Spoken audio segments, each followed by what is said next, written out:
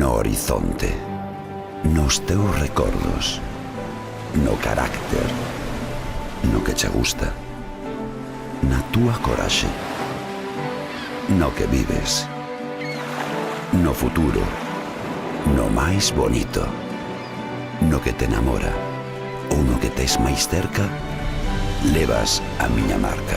Cando se trata de escoller o mellor, o noso mar marca.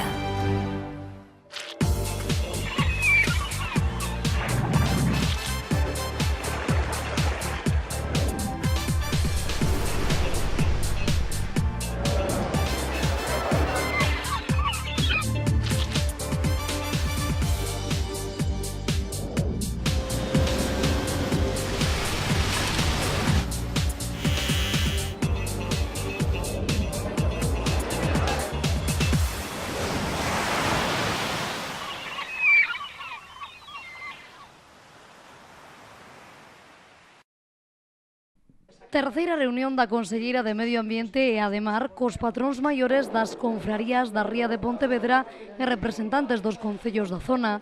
Beatriz Mato lembrou que das 8 fases do plan de saneamento da ría, unha xa está rematada, 4 están en funcionamento e rematadas tamén para este verán. O obxectivo deste encontro era o de informar as partes afectadas sobre o emprazamento do emisario submarino.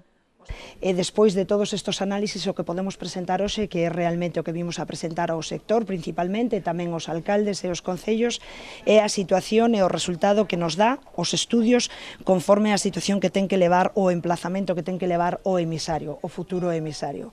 Esta é para nós a principal proba do compromiso que ten o Goberno da Xunta de Galicia por facer as cousas ben e por facer as cousas con rigor, que é o que van os técnicos a amosar. Un emisario que terá unha lonxitude de 3,5 km e que estará afastado dos polígonos das bateas. Vai a ser un emisario que vai a ter máis de 3 km, que por suposto vai a ter o seu punto final máis lonxe do que ten agora o emisario actual, máis lonxe polo tanto tamén dos polígonos das bateas e polo tanto podemos garantir que non haberá con ese emisario ningunha afección aos polígonos das bateas, que é a parte que máis nos interesaba. Este diseño o que ven tamén é en paralelo co compromiso que xa adiantamos de elaborar un anteproxecto sobre o emisario. A Conselleira de Medio Ambiente anunciou que o anteproxecto do emisario estará listo no mes de xuño. Mato di que con estas medidas amósase o compromiso total da Xunta de Galicia coa Ría de Pontevedra. En definitiva, o que queremos é recordarlle a Pontevedra, apoio a Marín, o compromiso que ten o Goberno da Xunta de Galicia, que evidentemente va máis alá deste plan de saneamento, donde neste ano, para o presuposto do ano 2017, temos comprometidos 13 millóns de euros. En relación á ampliación da depuradora dos Praceres, a conselleira dixo que aínda non é algo prioritario, pero que dende a Xunta están a tramitar ante o Ministerio a autorización pertinente para ter a titularidade da depuradora e poder facer esta ampliación.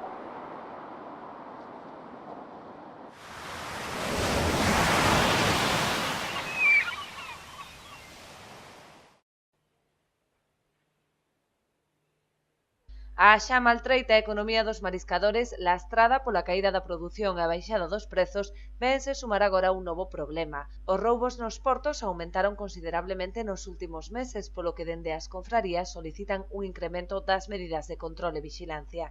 Hubo esta semana pasada un rapaz que traballa para a cofradía de Rianxo, pero está amarrado aquí porque ven traballar a zona libre marisqueo de Cabío, pois denunciou, non sei se denunciou, pero entraron ya a planeadora e roubaron a bomba da chique, ao compañeiro tamén, e máis a el cortaron as gomas cas boquillas da gasolina. E xa non é a primeira vez nos últimos 2 ou 3 meses que tamén entran así, como digo, pequenas cousas, pero que ao final fanche perder o día de traballo. E máis despois tens que arranxar o barco.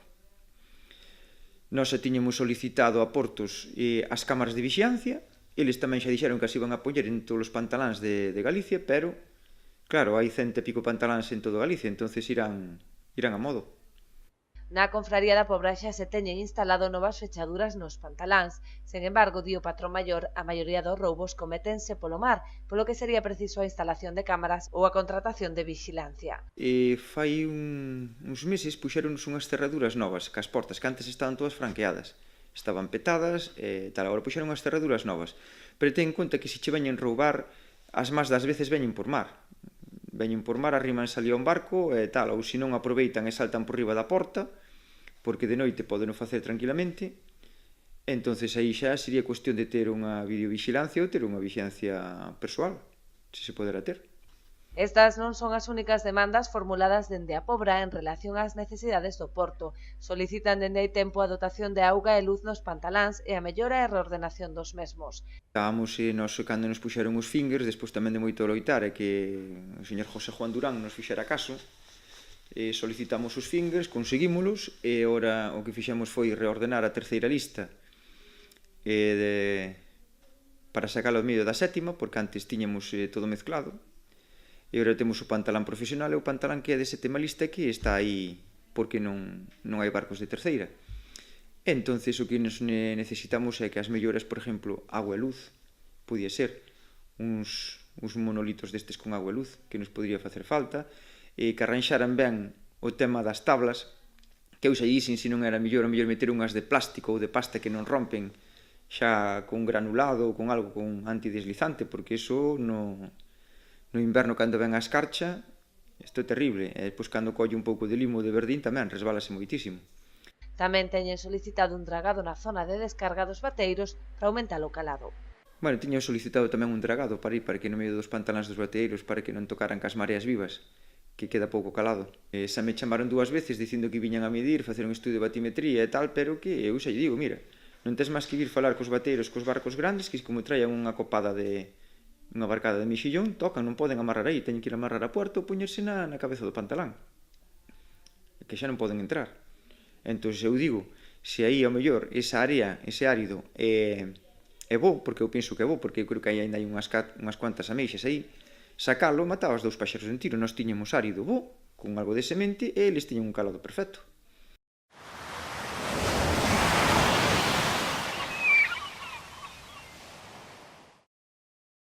Os vixiantes estarán no peirao durante as noites entre Xoves Santo e o próximo domingo. A enorme afluencia de persoas que rexistra este equipamento público durante a Semana Santa obriga a aumentar a vixilancia para velar polo bo uso das instalacións e así garantir a compatibilidade dun ocio de calidade coa actividade do porto. Pois se van a reforzar con 2 patrullas da Policía Local durante todo a noite, a parte do que é o servicio de grúa e o posto fixo de oficina. Tamén decir que por parte da subdelegación de goberno nunha xuntanza que xa se tivo prácticamente fai un mes e recentemente nunha conversa tamén coa subdelegada me confirma de que tamén vai haber un apoio por parte da Garda Civil de forma rotatoria e logo desde parte de Nauta como presidente e por segundo ano consecutivo tamén se vai a reforzar a vixilancia privada, digamos, dentro do ámbito do porto. Neste caso, os vixilantes de seguridade privados pasan dun reforzo de 6, que era o que se tiña o ano pasado por estas datas, a un total de 10 efectivos. Estes estarán de xoves a domingo desde as 12 da noite ás 8 da mañá. O alcalde explicou tamén que durante estes días facilitarán a circulación na rúa Luís Rocafort, que se atopa en obras. Na avenida Luís Rocafort, por exemplo, se vai habilitar estes 3 días de festivo os 2 carrís de subida e de baixada, e pedir disculpas tamén porque nos encontramos en obra, como todo o mundo sabe, para que esa avenida pois sea unha avenida futuriblemente e bonita para Sanxenxo, e a coincidir en Semana Santa pois vamos a intentar abrir os 2 carriles estes 3 días para perturbar o menos posible a circulación dos vehículos. Gonzalo Pita animou os veciños e visitantes a desfrutar en Sanxenxo destes días e fixo un chamamento para que isto se faga sempre con respeto cara aos demais cidadáns.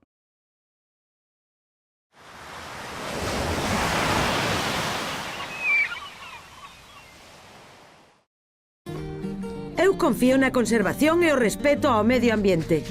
Eu confío na pesca de boixura artesanal e selectiva. Eu confío no traballo feito con esmero e agarimo. Eu confío no mellor sabor e na máxima frescura. Confía na calidade e busca este distintivo. Pesca de Rías, de onde senón.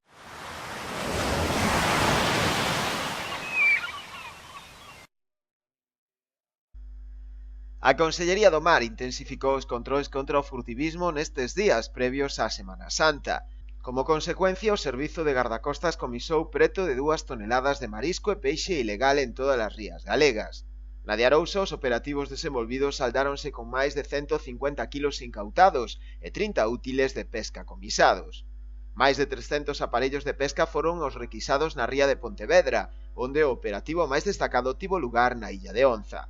Procedeuse a retirar máis de 130 nasas en balizar en zona prohibida, así como 40 kilos de polvo e 10 doutras especies. En a comarca de Muros Noia, concretamente na zona de Santa Mariña, incautáronse de 16 kilos de nécora e 250 metros de redes de enmalle.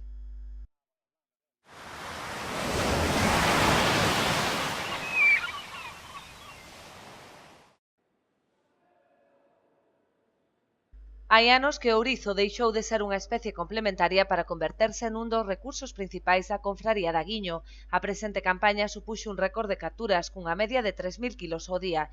Os máximos tamén se acadaron na cotización, superando o kilo os 8 euros. Aumentamos un pouco máis traballando o ourizo porque claro, todo é a demanda. Cando ves que un produto vale, a xente pois que pode ir, neste caso, pois volcas un pouquiño máis no produto. Antes, como xa teño comentado, era un produto, era un arte que íbamos complementaria, era un pouco complementaria de outras artes. Pero, bueno, últimamente, estes últimos anos, é un arte máis ou incluso é un arte que necesitamos ao 100%, porque a nivel económico e a nivel tamén o reparto do sector é moi importante. Este ano superouse bastante, a nivel precios, pois estamos batindo récords agora a nivel diario de que está chegando a 8 e pico, 8,20 e pico de euros o ourizo.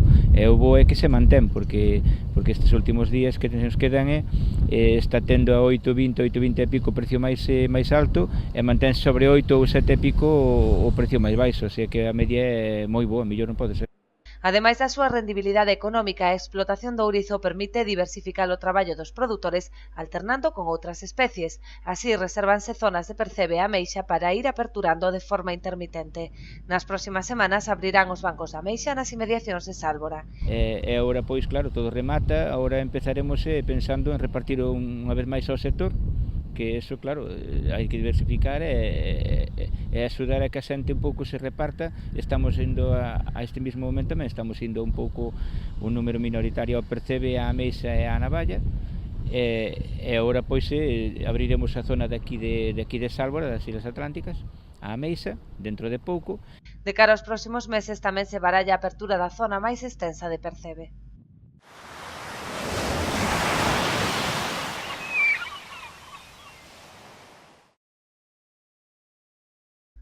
A flota galega que faena no Cantábrico Noroeste incrementou a súa facturación nun 12% durante o pasado ano.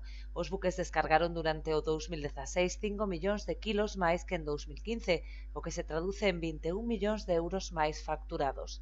A flota de artes menores foi a máis beneficiada por esta boa evolución de descargas, superando por primeira vez a barreira dos 100 millóns de euros.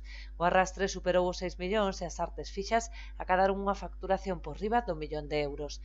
No que respecta á flota do cerco, a Consellería do Mar indicou que durante o 2016 aumentaron as descargas en 2 millóns de kilos.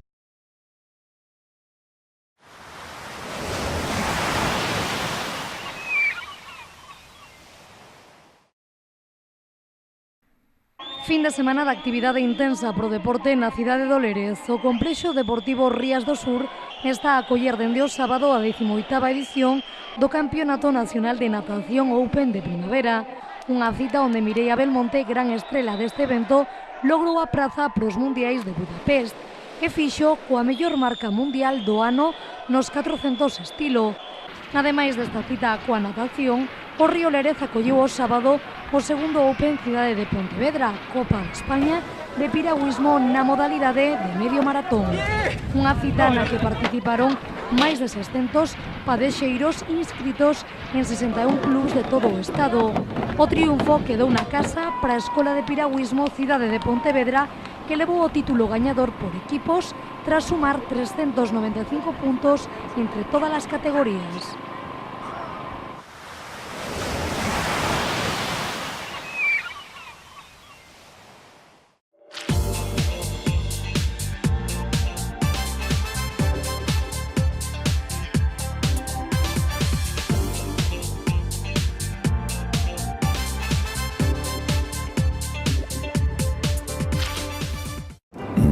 horizonte, nos teus recordos, no carácter, no que che gusta, na túa coraxe, no que vives, no futuro, no máis bonito, no que te enamora ou no que tes máis cerca, levas a miña marca.